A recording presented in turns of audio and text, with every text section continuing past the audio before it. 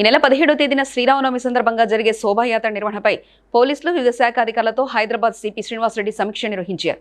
త్రాగునీరు, డ్రైనేజీ సమస్యలు లేకుండా సంబంధిత అధికారులు చర్యలు చేపట్టాలని, రోడ్లపై చెత్తుండకుండా చూడాలని సూచించారు.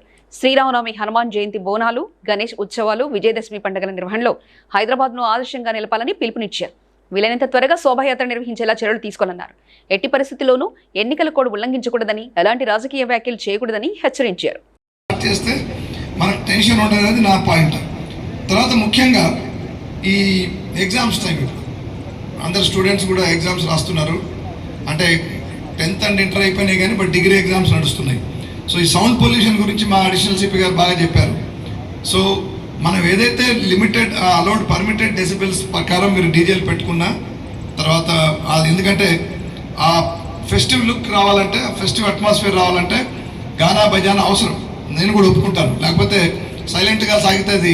సో రేపు మన శోభాయాత్రలో కూడా మీరు దయచేసి ఎటువంటి పొలిటికల్ స్పీచెస్కి తావివ్వకుండా, కాంట్రవర్షియల్ పొలిటీషియన్స్ని, కాంట్రవర్షియల్ స్పీచ్లు ఇచ్చే వాళ్ళని మీరు అటువంటి వాళ్ళని పిలవకపోవడం మేలు.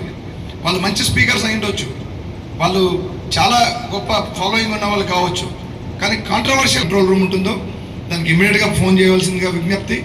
దీనికోసం ప్రత్యేకంగా ఏర్పాటు చేసిన, ఈ ఏరియాలో ఏర్పాటు చేసిన డీసీపీ ఆఫీస్లో కానీ అక్కడ కూడా ఆఫీసర్ నెంబర్ పెడతాం.